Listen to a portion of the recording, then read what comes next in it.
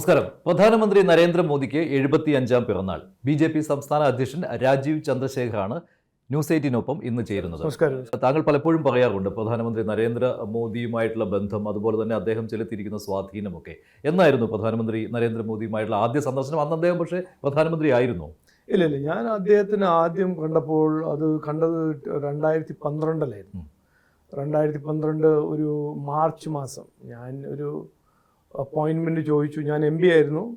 ഞാൻ ലോക്സഭയിൽ രാജ്യസഭയിൽ ഒരു ഓപ്പോസിഷൻ MP ആയിരുന്നു. 2G സ്കാം എല്ലാം ഞാൻ എക്സ്പോസ് ചെയ്തിട്ട് ഒരു ദിവസം ഞാൻ ആരോട് ചോദിച്ചു, എങ്ങനെയാണ് നരേന്ദ്രമോദിജി ഗുജറാത്ത് ചീഫ് മിനിസ്റ്റർ ആയിരുന്നല്ലോ, അദ്ദേഹത്തെ ഒന്ന് കാണണം, ഞാൻ അദ്ദേഹത്തിനെ കുറച്ച് വായിച്ചിട്ടുണ്ട്, കേട്ടിട്ടുണ്ട്. അപ്പോൾ ഞാൻ ഒരു ഇമെയിൽ അയച്ചു. പെട്ടെന്ന് 24 മണിക്കൂറിൽ എനിക്ക് സമയം കിട്ടി. ഞാൻ അവിടെ ഫ്ലൈറ്റിൽ പോയി. എനിക്ക് ഇന്നും ഓർമ്മയുണ്ട്, അദ്ദേഹത്തിൻ്റെ ഹോം ഓഫീസിലാണ് ഞാൻ ആദ്യമായിട്ട് അദ്ദേഹത്തിനെ കാണുന്നത്. ടേബിൾ കംപ്ലീറ്റ്ലി ക്ലിയർ ആയിരുന്നു. ഒരു ഫയൽ ഉണ്ടായിരുന്നു അദ്ദേഹത്തിൻ്റെ ടേബിൾ മുകളിൽ. ഞാൻ ഇരുന്നു. ഞാൻ രാജീവ് ചന്ദ്രശേഖറാന്ന് പറഞ്ഞ് ഇൻട്രൊഡ്യൂസ് ചെയ്തു. അപ്പോൾ അതുവരെ ഞാൻ കണ്ട രാഷ്ട്രീയക്കാരെല്ലാം ഒരു വലിയ ഈഗോയിസ്റ്റിക്കും വലിയ എൻ്റെ എക്സ്പീരിയൻസ് അതായിരുന്നല്ലോ. 6 കൊല്ലം ലോക്സഭയിലും രാജ്യസഭയിലും പാർലമെൻറ്റിലെല്ലാം കഴിഞ്ഞിട്ട്. പക്ഷെ അദ്ദേഹത്തിൻ്റെ ടേബിൾ ഒരു ഫയലുണ്ടെന്ന്. ആ ഫയലിൽ ഞാൻ 2006 മുതൽ 2012 വരെ എൻ്റെ എല്ലാ ആർട്ടിക്കിളും, എൻ്റെ എല്ലാ ബഡ്ജറ്റ് സ്പീച്ചസ്, പാർലമെൻറ്റിലെ ബഡ്ജറ്റ് സ്പീച്ചസ് എല്ലാം ടാഗ് ചെയ്ത് കൃത്യമായിട്ടൊരു ഫയലുണ്ടായിരുന്നു. അതായത് താങ്കൾ അപ്പോയിൻമെന്റ് ചോദിച്ച സമയം തന്നെ അദ്ദേഹം അത് കളക്ട് ചെയ്തു. കളക്ട് ചെയ്തു എന്നാണ് ഞാൻ വിശ്വസിക്കുന്നത്. ഞാൻ ചോദിച്ചില്ല എങ്ങനെയാണ് കളക്ട് ചെയ്തത്.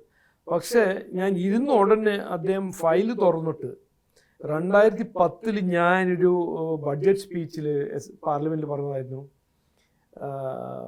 Governance reforms and infrastructure of opportunity എന്ന് പറഞ്ഞ ഒരു ഐഡിയ മുമ്പോട്ട് വെച്ചായിരുന്നു. അപ്പോൾ അതുവരെ ഞാൻ പറഞ്ഞത് 2010 അതുവരെ ആരും എന്നോട് അതിനെക്കുറിച്ച് ഒരു ചർച്ചയോ ഒരു ചോദ്യവും ചോദിച്ചിട്ടില്ല. പക്ഷേ ഞാൻ ഇരുന്ന ഉടനെ അദ്ദേഹം എന്നോട് ചോദിച്ചു, ഈ ഇൻഫ്രാസ്ട്രക്ചർ ഓഫ് ഓപ്പർച്യൂണിറ്റി നിങ്ങൾ പറഞ്ഞത് എന്താണ്? ഗവർണൻസ് റിഫോംസിനെ കുറിച്ച് നിങ്ങൾ പറയുമ്പോൾ എന്താണ് മനസ്സിൽ? അങ്ങനെ ഞാൻ അങ്ങ് തളർന്നുപോയി. അന്ന് ഇങ്ങനെ ഞാൻ ഒരു നിസ്സാരമായ ഒരു ഇൻഡിപെൻഡൻറ്റ് MP ആയിട്ട് പാർലമെൻറ്റിൽ പറയുന്ന കാര്യങ്ങളെല്ലാം ഇങ്ങനെ വലിയൊരു നേതാവ് പഠിച്ച് എന്നോട് ചോദിക്കുന്നു എന്താണ് എൻ്റെ ഒരു മീനിങ് എന്ന് പറഞ്ഞപ്പോൾ, എന്നിട്ട് അന്ന് മുതൽ ഒരു സമ്പർക്കം, ഒരു കൃത്യമായൊരു ടച്ചിലുണ്ടായിരുന്നു. താങ്കൾ അദ്ദേഹത്തെ കാണുവാനുണ്ട്. താങ്കൾക്കൊരു ലക്ഷ്യമുണ്ടായിരുന്നിരിക്കുമല്ലോ, എന്തുകൊണ്ട് അദ്ദേഹത്തെ സന്ദർശിക്കാൻ ഞാൻ താല്പര്യപ്പെട്ടു? അദ്ദേഹത്തിനെ കുറിച്ച് ആർട്ടിക്കിൾസ് എല്ലാം വായിച്ചു. Gujarat model, governance. ഞാൻ രാഷ്ട്രീയത്തിൽ ഇറങ്ങിയത് ഈ ഗവർണൻസ് റിഫോംസ് പറഞ്ഞിട്ടാണ്. Economic reforms, governance reforms. ഞാനൊരു ബിസിനസ് ആയിരുന്നല്ലോ, ഓൺട്രപ്രണർ ആയിരുന്നല്ലോ. പക്ഷെ താങ്കളുടെ ഒരു രാഷ്ട്രീയമായിരുന്നില്ല അന്ന് നരേന്ദ്രമോദിക്ക്. അല്ല, ഞാൻ ഇൻഡിപെൻഡന്റ് MP ആയിരുന്നു. ആദ്യത്തെ ടേം ആയിരുന്നു. ഞാൻ വിചാരിച്ചത് ഞാൻ ഒരു ടേമിൽ പാർലമെന്റിൽ ഉണ്ടാവും, അതൊരു എക്സ്പീരിയൻസ് ആയിട്ട് ഞാൻ കാണും. അത് എന്തെങ്കിലും പഠിച്ചിട്ട് ഞാൻ പിന്നെയും ബിസിനസ്സിലോ ഓൺട്രപ്രണർഷിപ്പ് ചെയ്യുന്നതാണ് എൻ്റെ അന്നത്തെ ഒരു വിശ്വാസം. പക്ഷെ ഞാൻ അദ്ദേഹം പോയി കണ്ടു. അപ്പോഴാണ് എനിക്ക് മനസ്സിലായത് എൻ്റെ ഐഡിയാസും ഞാൻ മനസ്സിലാക്കുന്ന കാര്യങ്ങളെല്ലാം ഇങ്ങനത്തെ വലിയ ലീഡേഴ്സും അങ്ങനെ അവർ വിചാരിക്കുന്നുണ്ട്, ചിന്തിക്കുന്നുണ്ട്. നാടിന് മോഡേണൈസ് ചെയ്യാൻ ഇങ്ങനത്തെ പാർട്ടി പോളിറ്റിക്സിലും ആൾക്കാരുണ്ട്, ലീഡേഴ്സ് ഉണ്ടെന്ന് അന്നാണ് എനിക്ക് കൃത്യമായ ഒരു ക്ലാരിറ്റി കിട്ടിയത്. അപ്പോൾ അന്ന് മുതൽ ഞാൻ റെഗുലറായിട്ട് മീറ്റ് ചെയ്തു. പിന്നെ അത് കഴിഞ്ഞിട്ട് 2014 ഇലക്ഷനിൽ ഞാനൊരു ഇൻഡിപെൻഡൻറ്റ് MP ആയിരുന്നു. അന്ന് അദ്ദേഹത്തിന് എൻഡോസ് ചെയ്തു, പബ്ലിക്ലി നന്നായി വന്നിട്ട് സപ്പോർട്ട് ചെയ്തു, ക്യാമ്പയിൻ ചെയ്തു. അങ്ങനെയാണ്. താങ്കളുടെ രാഷ്ട്രീയത്തെ തന്നെ നരേന്ദ്രമോദിയുമായുള്ള കൂടിക്കാഴ്ച മാറ്റി അല്ലേ? എൻ്റെ രാഷ്ട്രീയം മാറ്റിയില്ല. എൻ്റെ രാഷ്ട്രീയത്തിൽ എൻ്റെ ഒരു ഫീലിംഗ് ആയിരുന്നു, ഈ രാഷ്ട്രീയത്തിൽ എൻ്റെ ഐഡിയാസിന് സ്ഥലമില്ല, സ്പേസ് ഇല്ല എന്നാണ് എൻ്റെ ഒരു മനസ്സിൽ അങ്ങനെ ഒരു ഫീലിംഗ് ഉണ്ടായിരുന്നു. 6 കൊല്ലം ഞാൻ ഒരു ഔട്ട്സൈഡറാണ്. എൻ്റെ രാഷ്ട്രീയം എൻ്റെ തിങ്കിങ് എല്ലാം ഒരു ഔട്ട്സൈഡ് ദ പൊളിറ്റിക്സ് ഒരു ഐഡിയ ആണെന്നാണ് എൻ്റെ മനസ്സിൽ അന്ന് വരെ. ആ 2012 അദ്ദേഹത്തിൻ്റെ മീറ്റിംഗ് വരെ എൻ്റെ മനസ്സിൽ ഇതായിരുന്നു, ഞാനൊരു ഔട്ട്സൈഡറാണ്. എൻ്റെ തിങ്കിങ് ഈ ഗവർണൻസ് റിഫോംസും ഇക്കണോമിക് റിഫോംസും ഇൻഫ്രാസ്ട്രക്ചർ ഓഫ് ഓപ്പർച്യൂണിറ്റി പോലെ ഐഡിയകളെല്ലാം മെയിൻ സ്ട്രീം പോളിറ്റിക്സിൽ അതിലൊരു സ്പേസ് ഇല്ല എന്നാണ് ഞാൻ വിചാരിച്ചത്.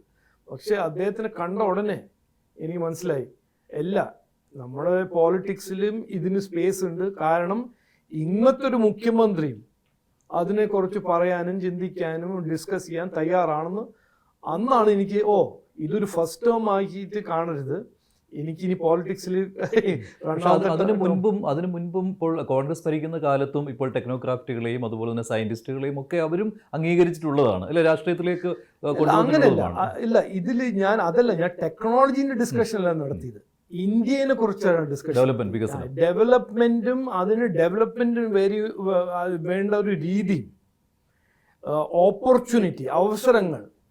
അതിന് 2014 മുമ്പ് ഇന്ത്യ ഉണ്ടായിരുന്നു, സർക്കാർ ഉണ്ടായിരുന്നു, ജനാധിപത്യ സംവിധാനം ഉണ്ടായിരുന്നു, സർക്കാർ വന്നു പോയി.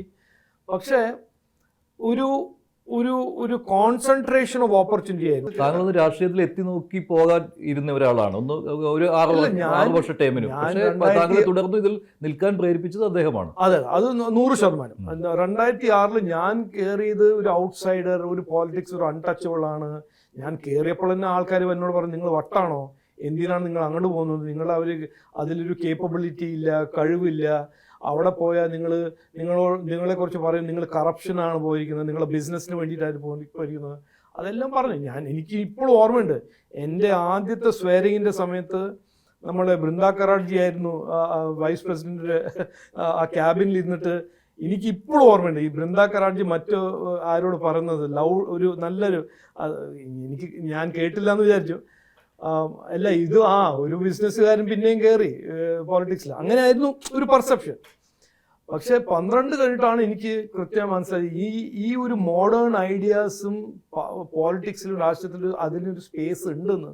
അതിന്റെ ഒരു ഉറപ്പ് എനിക്ക് കിട്ടിയത് നരേന്ദ്രമോദിജിന്റെ ആ മീറ്റിംഗ് കഴിഞ്ഞിട്ട്. അതിൽ തന്നെ താങ്കൾക്ക് അപ്പോൾ പാർട്ടി പൊളിറ്റിക്സിൽ ഒരു ചേഞ്ച് വന്നു, കാരണം അതെ, അതുവരെ ഞാൻ BJP കാരനായിരുന്നു, ഓപ്പോസിഷനിലായിരുന്നു, NDAയിലായിരുന്നു. പക്ഷെ എന്റെ മനസ്സിൽ BJP കാരെന്ന് പറയാൻ പറ്റില്ലായിരുന്നു. അല്ല, ഞാൻ BJP കാരൻ 94-95 എന്റെ പോളിറ്റിക്സ് BJP പോളിറ്റിക്സ് ആയിരുന്നു. പക്ഷെ ആക്റ്റീവ് രാഷ്ട്രീയത്തിൽ വന്നപ്പോൾ ഞാൻ വിചാരിച്ചു എന്റെ പോലെ എന്റെ മാതിരി ആൾക്കാർക്ക് പാർട്ടി പോളിറ്റിക്സിൽ പ്രവർത്തിക്കാൻ സ്പേസ് കിട്ടില്ല എന്നാണ് എൻ്റെ ഒരു മനസ്സിലൊരു ഇതുണ്ടായിരുന്നത്.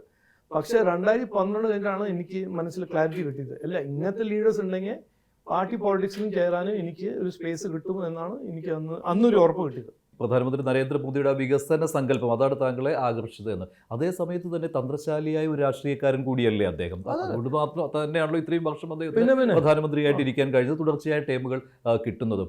അതെങ്ങനെയാണ് അദ്ദേഹം ഇത് രണ്ടും കൂടി കൂട്ടി ഇണക്കിക്കൊണ്ട് പോകുന്നില്ല, ആ തന്ത്രം താങ്കൾ അതിനെ എങ്ങനെയാണ് കാണുന്നത്? അല്ല, ഞാൻ അതിനെ കോൺട്രഡിക്ഷൻ ആയിട്ട് കാണുന്നില്ല. ഇത് ചിലവർ കാണുന്നത് വികസനം പറഞ്ഞാൽ അത് തന്ത്രമല്ല, തന്ത്രം എന്ന് പറഞ്ഞാൽ ജനങ്ങളെ വെടിയാക്കുന്ന തന്ത്രം മാത്രമേ നടക്കുള്ളൂ, അതൊരു ചിലവര് കാഴ്ചപ്പാട്. വികസനം മാത്രം പറഞ്ഞാൽ വോട്ട് കിട്ടില്ല. അല്ലല്ല, വികസനം പറഞ്ഞാൽ മാത്രം വോട്ട് കിട്ടില്ല എന്ന് കറക്റ്റാണ്. വികസനം ചെയ്തു കൊടുത്താൽ വോട്ട് കിട്ടും, അതിൽ ഒരു സംശയം ഉണ്ടാവാൻ പാടില്ല. ഇതിൽ വ്യത്യാസം എന്ന് പറഞ്ഞാൽ നരേന്ദ്രമോദിജി, ഞാൻ അടൽ ബിഹാരി വാജ്പേയിൻ്റെ അടുപ്പം ഉള്ള ഒരാളായിരുന്നു, വെരി ക്ലോസ് ആയിരുന്നു. പക്ഷേ അടൽ ബിഹാരി വാജ്പേയി എപ്പോഴും ഒരു മെജോറിറ്റി ഗവൺമെന്റ് അദ്ദേഹത്തിന് സൃഷ്ടിക്കാൻ കഴിഞ്ഞില്ല, അന്ന് നല്ല കോളിഷൻ ആയിരുന്നല്ലോ. പക്ഷെ മുൻപ് ഇന്ദിരാഗാന്ധിയെ പോലെയുള്ള നേതാക്കൾ ഉണ്ടായിട്ടുണ്ട് നമുക്ക്, അല്ലേ? അത്തരത്തിൽ ഇന്ദിരാഗാന്ധി എല്ലാം അവര് അധ്വാനിച്ചിട്ടല്ല പ്രൈം മിനിസ്റ്റർ ആയത്. ഇത് ഞാനൊരു പോളിറ്റിക്സിന് വേണ്ടി പറയല്ല. എൻ്റെ അച്ഛൻ്റെ കമ്പനിയിൽ ഞാൻ മാനേജിങ് ഡയറക്ടർ ആവാൻ വലിയൊരു അധ്വാനമൊന്നും ആവശ്യമില്ല. എൻ്റെ അച്ഛനാണ് ഒരു ജമീന്ദാർ, കോൺഗ്രസ് പാർട്ടീൻ്റെ അച്ഛൻ്റെ മോള് പ്രൈം മിനിസ്റ്ററായി. ഇനിയിപ്പോൾ രാഹുൽ ഗാന്ധിനെ കുറിച്ച് അങ്ങനെയൊന്നും പറയല്ലേ, രാഹുൽ ഗാന്ധി വലിയ അധ്വാനം, അങ്ങനെയല്ല. ഇന്ദിരാഗാന്ധി ഒരു നല്ല പ്രൈം മിനിസ്റ്ററായി എന്ന് പറയാൻ എനിക്ക് 1971 വാറിൽ ഇന്ദിരാഗാന്ധിൻ്റെ ഒരു സ്റ്റീലും ആ ഒരു ഗ്രിറ്റും അതിനെക്കുറിച്ച് ഞാൻ കോംപ്ലിമെൻ്റ് ചെയ്യാനോ അപ്രീഷിയേറ്റ് ചെയ്യാൻ തയ്യാറാണ്. പക്ഷേ ഇന്ദിരാഗാന്ധിൻ്റെ ഇക്കണോമിക് ഐഡിയോളജി എന്തായിരുന്നു? സോഷ്യൽ ബാങ്ക് നാഷണലൈസേഷൻ, കറപ്ഷൻ, അതെല്ലാം നമ്മൾ മറക്കരുത്. ഇപ്പോൾ 2012 താങ്കൾ അദ്ദേഹത്തെ ആദ്യം കാണുന്ന ആ സമയത്ത് അദ്ദേഹത്തിന്റെ പ്രതിച്ഛായ അത്ര കണ്ട് മെച്ചമുള്ളൊരു സമയമായിരുന്നില്ല. കാരണം ഗുജറാത്ത് കലാപമൊക്കെ വന്ന് അദ്ദേഹം അതിൽ നിന്ന് പൂർണ്ണമായിട്ടും മുക്തനായിരുന്നില്ല. പക്ഷെ അതിൽ നിന്ന് അദ്ദേഹം പിന്നീട് ഇന്ത്യയുടെ പ്രധാനമന്ത്രിയാവുന്നതാണ് കണ്ടത്. പക്ഷെ ആ സമയത്തും എപ്പോഴാണെങ്കിലും ആ ഒരു പ്രതിച്ഛായ പ്രശ്നം അദ്ദേഹത്തിന് ഇപ്പോഴും അത് പിന്തുടരുന്നുണ്ടോ? നോക്കൂ, ഞാൻ രാഷ്ട്രീയത്തിൽ ഞാനിപ്പോൾ 19 കൊല്ലമായി.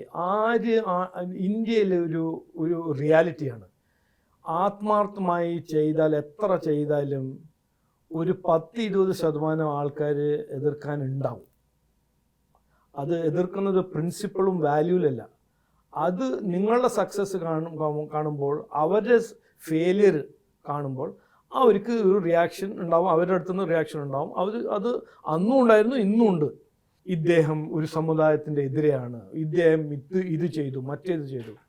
ഇതെല്ലാം അദ്ദേഹം ഒരു കറേജും ധൈര്യത്തോട് അദ്ദേഹം ഫേസ് ചെയ്തു.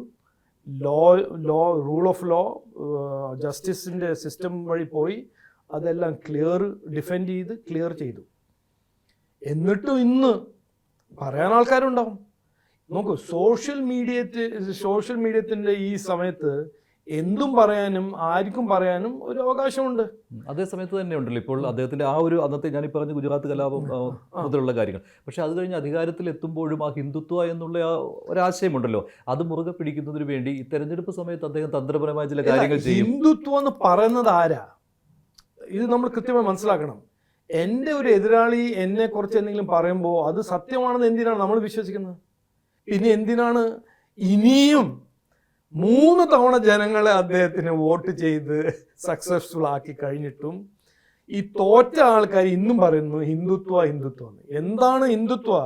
ഞാൻ ആ ചോദ്യത്തിന് അതിലൊരു ഉപചോദ്യം എന്ന് പറയുന്നത്, ഈ തെരഞ്ഞെടുപ്പ് സമയമാകുമ്പോൾ അദ്ദേഹത്തിന്റെ പ്രസംഗങ്ങൾ ശ്രദ്ധിച്ചാൽ അറിയാം, അത് വളരെയധികം ആ സമയത്ത് ചർച്ച ചെയ്യപ്പെട്ടിട്ടുള്ളതാണ്. ആ സമയത്ത് താനൊരു മുസ്ലിം വിരുദ്ധൻ എന്ന രീതിയിൽ അദ്ദേഹം തന്നെ എടുത്തു പറയുക. ഇപ്പോൾ ഗുസ്ബേഡിയാം എന്നുള്ള ആ പ്രതിപാദ്യം, നുഴഞ്ഞുകയറ്റക്കാർ എന്നുള്ളത്, പിന്നെ അദ്ദേഹം അത് തിരുത്തുന്നു. അത് തന്ത്രമാണോ, ഒരു തെരഞ്ഞെടുപ്പ് തന്ത്രമാണോ?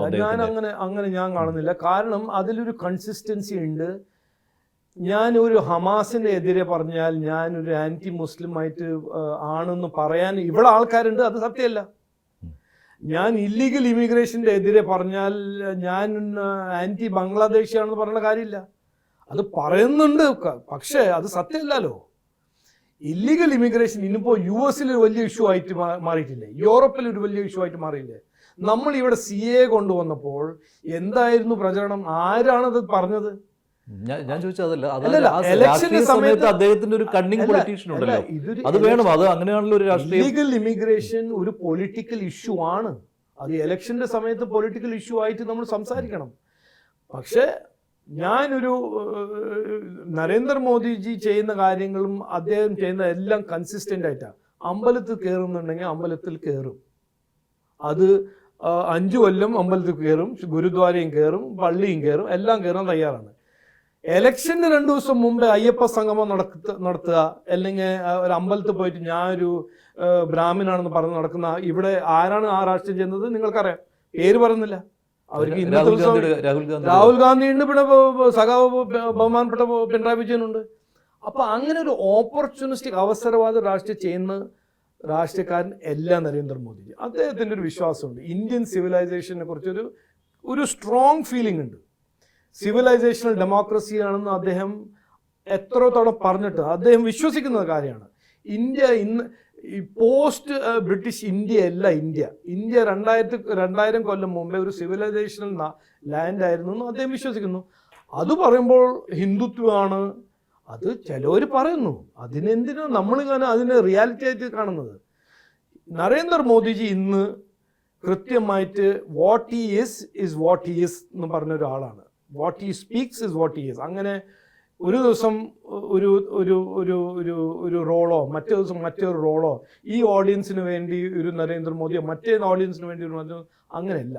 ഇപ്പോൾ പ്രധാനമന്ത്രി നരേന്ദ്രമോദിയെ എതിർക്കുന്ന ആളുകൾ പോലും, ഇപ്പോൾ രാഷ്ട്രീയമായിട്ട് എതിർക്കുന്ന ആളുകൾ പോലും അദ്ദേഹത്തെ അനുകരിക്കാൻ ശ്രമിക്കുന്നു എന്നൊരു തോന്നൽ ഉണ്ടാകുന്നില്ല. ഇപ്പോൾ കേരളത്തിൽ തന്നെ മുഖ്യമന്ത്രി പിണറായി വിജയനെ വിശേഷിപ്പിക്കുന്നത് തമാശയ്ക്കാണെങ്കിൽ പോലും മുണ്ടെടുത്ത മോദി എന്നാണ്, അല്ലേ? അത്തരത്തിൽ രാഷ്ട്രീയ എതിരാളികൾ പോലും അത് അല്ല, എന്താണ് അത്? അതിന്റെ എന്ത് ആസ്പെക്റ്റ് ആണ് മുണ്ടെടുക്കുന്ന മോദി എന്ന് പറഞ്ഞാൽ? എന്ത് ആസ്പെക്റ്റ് ആണ്? നരേന്ദ്രമോദിജി ഇന്ന് ഇത് കൃത്യമായി നമ്മൾ എല്ലാവരും അക്സെപ്റ്റ് ചെയ്യേണ്ടതാണ്. രാഷ്ട്രീയ സംസ്കാരത്തിൽ മാറ്റം കൊണ്ടുവന്നിട്ടുണ്ട്. പൊളിറ്റിക്കൽ കൾച്ചറിൽ ഒരു മാറ്റം കൊണ്ടുവന്നിട്ടുണ്ട്. ആദ്യമായിട്ട് ഞാൻ 2006 മുതൽ 2016 പാർലമെന്റിൽ ഉണ്ടായിരുന്നല്ലോ, 8 കൊല്ലം. ഈ പോളിറ്റിക്സ് ഓഫ് പെർഫോമർ ആയ ഒരു നേതാവാണ് എന്ന് ആദ്യമായിട്ടാണ് നമ്മളെല്ലാവരും എക്സ്പീരിയൻസ് ചെയ്യുന്നത്. ഞാൻ മൻമോഹൻ സിംഗിൻ്റെ പോയി എത്രയൊക്കെ തവണ കണ്ടിട്ടുണ്ട്. ഞാൻ നരസിംഹറാവുവിനെ കണ്ടിട്ടുണ്ട്, ദേവഗൗഡജി പ്രധാനമന്ത്രി ആകുമ്പോൾ കണ്ടിട്ടുണ്ട്, ഇന്ദ്രജിത് ഗുജറാൽ കണ്ടിട്ടുണ്ട്. പക്ഷെ ആദ്യമായിട്ടാണ് ഒരു പ്രൈം മിനിസ്റ്ററിനെ കണ്ടാൽ, ഒരു ഫോറിൻ ഇൻവെസ്റ്റർ ആണോ, ഇന്ത്യൻ ബിസിനസ് ആണോ, ഇന്ത്യൻ MP ആണോ, ഇന്ത്യൻ രാഷ്ട്രീയക്കാരനാണോ, മീറ്റിംഗ് കഴിഞ്ഞ് പുറത്ത് വന്നാൽ കുറച്ചൊരു കോൺഫിഡൻസ് കിട്ടുന്ന ഒരു ലീഡറാണ് കൊടുക്കുന്ന ഒരു ലീഡറാണ് നരേന്ദ്രമോദിജി. ആ പോളിറ്റിക്സ് ഓഫ് പെർഫോമൻസ് ചെയ്യുന്നവരെല്ലാവരും മിനി നരേന്ദ്രമോദിജിയാണ് അവരുടെ ബ്രാൻഡിങ്.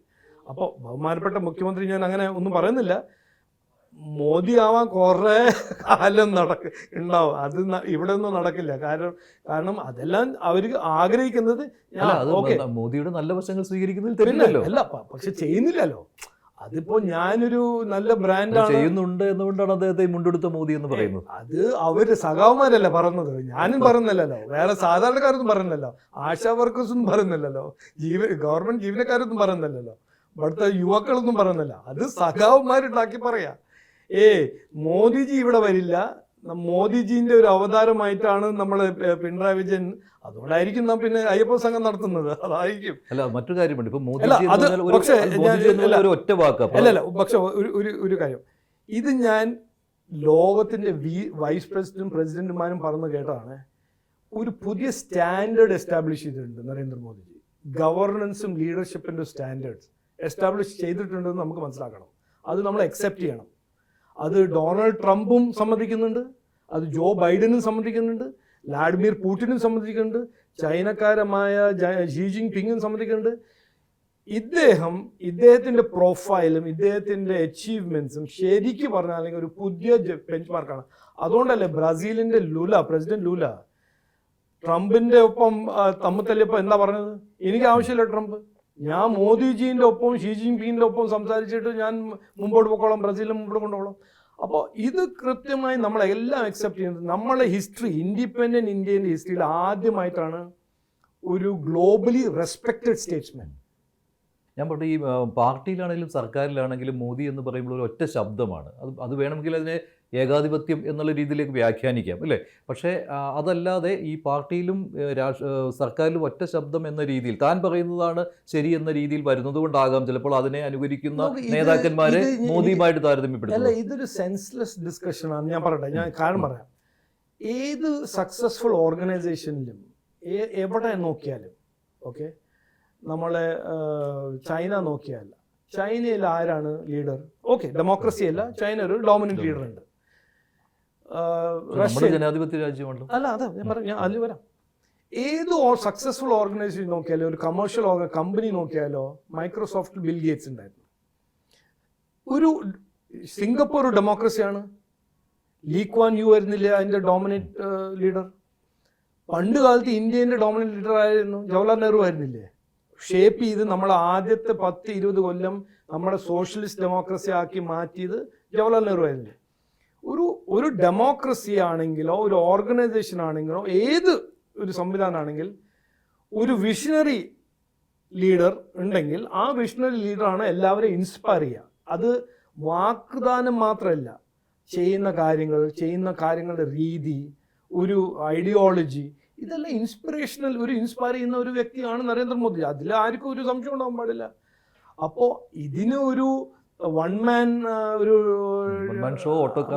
ഷോ അല്ല. ഇത് ഒരു സ്റ്റാർ ആണെങ്കിൽ, ഒരു ഇൻസ്പിറേഷണൽ ലീഡർ ആണെങ്കിൽ ഒരു വൺ മാൻ ഷോ ആയിരിക്കും. അതുകൊണ്ടല്ലേ ഒരു ഇൻസ്പിറേഷണൽ ലീഡർ ആവുന്നത്. 10 ലീഡർ അങ്ങനെ ആണെങ്കിൽ പിന്നെ ഒരു ഇൻസ്പിറേഷണൽ ലീഡർ എന്താണ് ആവശ്യം? അപ്പോൾ അദ്ദേഹം ഒരു ഇൻസ്പിറേഷണൽ ലീഡറാണ്, സംശയമില്ല. അദ്ദേഹത്തിൻ്റെ ഡിറ്റർമിനേഷനും അദ്ദേഹത്തിൻ്റെ ഒരു രീതിയാണ് ഞങ്ങൾ എല്ലാവരും ഇൻസ്പയർ ചെയ്യുന്നത്. അതിലൊരു സംശയമില്ല. ഞാൻ പറയാൻ തയ്യാറാണ്. അപ്പം ഞാനൊരു അങ്ങനെ നോർമൽ ബാക്ക്ഗ്രൗണ്ടിൽ നിന്ന് വന്ന ഒരു BJP കാരനല്ലല്ലോ. ഇന്നും ഞാൻ പറയട്ടെ, ഞാൻ സത്യമായി പറയട്ടെ, സിൻസിയറായിട്ട് പറയണേ, നരേന്ദ്രമോദിജിന് ഞാൻ അരമണിക്കൂറിൽ മീറ്റിങ്ങിൽ ഇരുന്ന് സംസാരിച്ചാൽ, ഞാൻ മീറ്റിങ്ങിൽ പോകുന്ന എൻ്റെ ഒരു ചിന്തയും മടങ്ങി വരുന്നൊരു ചിന്തയിൽ ഒരു വലിയ വ്യത്യാസമുണ്ടോ? അപ്പോൾ ഞാൻ വലിയൊരു ആളൊന്നല്ലല്ലോ പാർട്ടിയിൽ, ഞാനൊരു ചെറിയൊരു സംസ്ഥാനത്തിൻ്റെ പ്രസിഡൻ്റാണ്. എന്നാലും അദ്ദേഹം സമയം തരും. അദ്ദേഹം എൻ്റെ ഇഷ്യൂസിനെ കുറിച്ച് ഡിസ്കസ് ചെയ്ത് ഡീറ്റെയിൽ ആയിട്ട് പോയി എനിക്ക് വാല്യൂ എഡിഷൻ തന്ന ഉപദേശങ്ങളോ ഒരു സജഷൻ തരും. അത് ഒരു ചെറിയ കാര്യമല്ല. നമ്മൾ ഈ രാഷ്ട്രത്തിൽ ഇതുവരെ ഒരു ഹാബിറ്റ് ആയിരിക്കുക. ഒരു രാഹുൽ ഗാന്ധി വെറുതെ പറഞ്ഞ് നടക്കുന്ന രാഷ്ട്രീയക്കാർ, ഇദ്ദേഹം ഒരു കട്ട് ഫ്രം എ ഡിഫറെൻറ്റ് ക്ലോത്താണ്.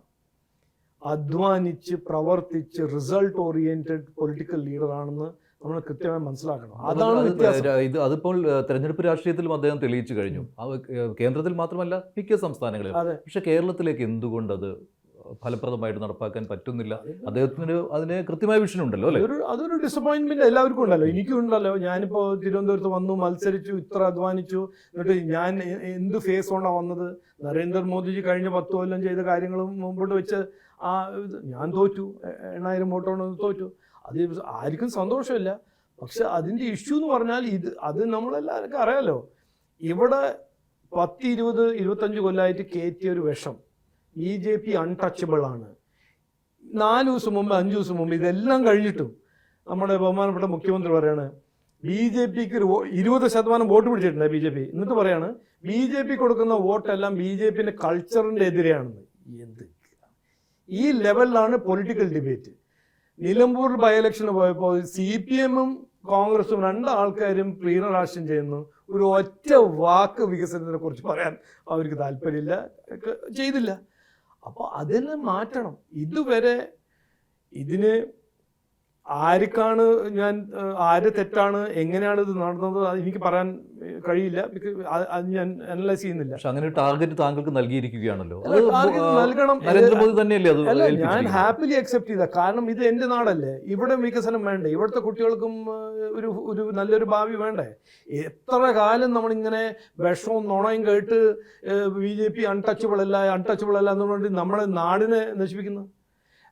നോക്കൂ, ഞാൻ കൃത്യമായി എപ്പോഴും എല്ലാ മീറ്റിങ്ങിലും പറയും, BJP-നേക്കാളും നല്ലൊരു വിഷൻ CPM-നുണ്ടെങ്കിൽ, അവർ നല്ലൊരു ട്രാക്ക് റെക്കോർഡ് ഉണ്ടെങ്കിൽ CPM ജയിക്കട്ടെ.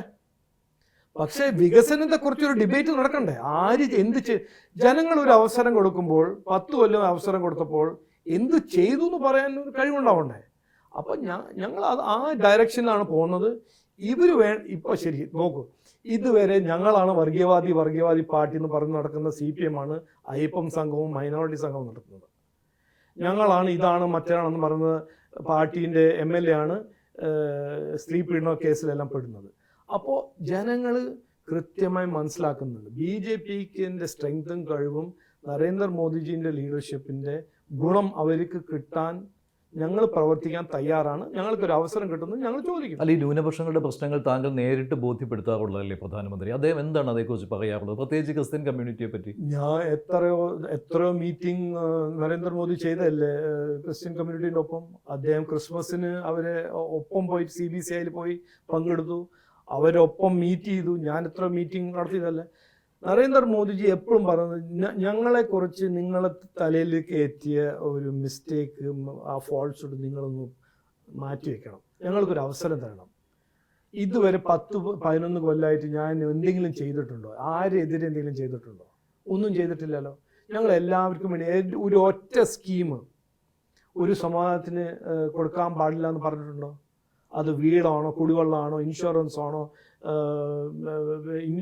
ഏതാണെങ്കിലും, ആരോഗ്യമാണോ, പഠിപ്പാണോ, വിദ്യാഭ്യാസമാണോ, ചെയ്തിട്ടില്ല.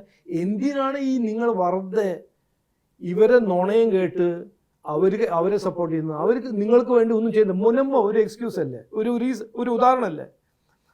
അല്ല, ഇത്രയും കഷ്ടപ്പെട്ടിട്ടും BJPക്ക് കേരളത്തിൽ ഇങ്ങനെ ഒരു മെച്ചമുണ്ടാകാത്തില്ല. അദ്ദേഹമായിട്ട് നല്ല ബന്ധം സൂക്ഷിക്കുന്ന ആളാണല്ലോ പ്രധാനമന്ത്രിയായിട്ട്. അദ്ദേഹം നിരാശനാണോ? എങ്ങനെയാണ് അതിനെപ്പറ്റി ഒരു പേഴ്സണൽ? നിരാശ ഒന്നുമല്ല. അങ്ങനെ ഇപ്പോൾ രാഷ്ട്രീയത്തിൽ നിരാശമായിട്ട് ഒരു കാര്യമൊന്നുമില്ലല്ലോ. ഇത് നമ്മൾ അസസ് ചെയ്യണം. എന്താണ് ഇതിന്റെ കാരണം എന്ന് മനസ്സിലായിട്ടുണ്ട്. കാരണം എന്താണ്? കോൺഗ്രസും ലെഫ്റ്റും ഇതുവരെ 10-20 കൊല്ലമായിട്ട് അവര് നടക്കുന്ന പ്രചരണം ജനങ്ങളെ അവർ വിഷം കയറ്റിയിട്ടുണ്ട്. അല്ല, അങ്ങനെ ഇരിക്കുമ്പോഴാണ് താങ്കളെ പോലെ ഫുൾ ടൈം പൊളിറ്റീഷ്യൻ അല്ലാതിരുന്ന ഒരാളെ ഈ ഒരു വലിയ ഉദ്യമം ഏൽപ്പിച്ചിരിക്കുന്നത്. ഞാനൊരു ഫുൾ ടൈം പൊളിറ്റീഷ്യൻ അല്ല എന്ന് പറയുന്നത് എന്തിനാണ് പറയുന്നത് നീ മനസ്സിലാവുന്നില്ല. 18 കൊല്ലം ഞാൻ നന്നായി അധ്വാനിച്ചല്ലേ, രാഷ്ട്രീയക്കാരനായിരുന്നില്ലേ. ഞാൻ ജനങ്ങളെ സേവിച്ചു, എത്രയോ കാര്യങ്ങൾ ചെയ്തു. അപ്പോൾ ഫുൾ ടൈം പൊളിറ്റീഷ്യൻ അങ്ങനെ പറയരുത്. ഞാനൊരു കൺവെൻഷണൽ ബാക്ക്ഗ്രൗണ്ടിലല്ല പൊളിറ്റീഷ്യൻ ആയത്, അത് കറക്റ്റാണ്. ഞാനൊരു ഓൺട്രപ്രനർ ടേൺ പൊളിറ്റീഷ്യനാണ്. പക്ഷെ ഞാനൊരു ഫുൾ ടൈം പബ്ലിക് സർവൻ്റ് ആണ്. അതിൽ അല്ലെങ്കിൽ പിന്നെ നരേന്ദ്രമോദിജി എന്നെ സംസ്ഥാന പ്രസിഡന്റ് ആക്കുന്നത്. ഇപ്പോൾ ഒരു ഒറ്റ ചോദ്യം കൂടി, ഇപ്പോൾ 75 വയസ്സ് എന്നുള്ളത് ബി ജെ പിയിൽ കീഴ്വഴക്കം അനുസരിച്ച് വലിയ പദവിയിൽ ഇരിക്കാത്ത ഒരു പ്രായമാണ്. പ്രധാനമന്ത്രി അങ്ങനെ മാറിക്കൊടുക്കുമോ എന്നുള്ളൊരു ചർച്ചയുണ്ടായിരുന്നു. ഞങ്ങൾ സമ്മതിക്കില്ല. ഞങ്ങൾ പ്രവർത്തകരല്ല തീരുമാനിക്കേണ്ടത്. അതൊന്നും ഞങ്ങൾ സമ്മതിക്കില്ല. 10 കൊല്ലം ഇനിയും നരേന്ദ്രമോദിജി പ്രധാനമന്ത്രി ആവണം, വികസിത ഭാരതമാക്കണം, വികസിത കേരളം സൃഷ്ടിക്കണം. അദ്ദേഹത്തിൻ്റെ ലീഡർഷിപ്പ് ഞങ്ങൾക്ക് ആവശ്യമാണ്. ഞങ്ങൾക്ക് മാത്രമല്ല, പാർട്ടിക്ക് മാത്രമല്ല, നാടിനും രാജ്യത്തിനും ആവശ്യമാണ്. അതെല്ലാം വെറുതെ ഒരു അക്കാഡമിക് ചർച്ചയാണ്. അത് ചർച്ച നടത്തുന്നത് ഖർഗെ സാബ്, കോൺഗ്രസിലെ ആൾക്കാരും ലെഫ്റ്റിന്. അവർക്ക് നരേന്ദ്രമോദിജി റിട്ടയർ ചെയ്താൽ കൊള്ളാമെന്ന് അവർക്കൊരു ആശയമുണ്ട്, അവർക്കൊരു ആഗ്രഹമുണ്ട്. അതൊന്നും നടക്കാൻ പോകുന്നില്ല. ശരി, നന്ദി. നമസ്കാരം.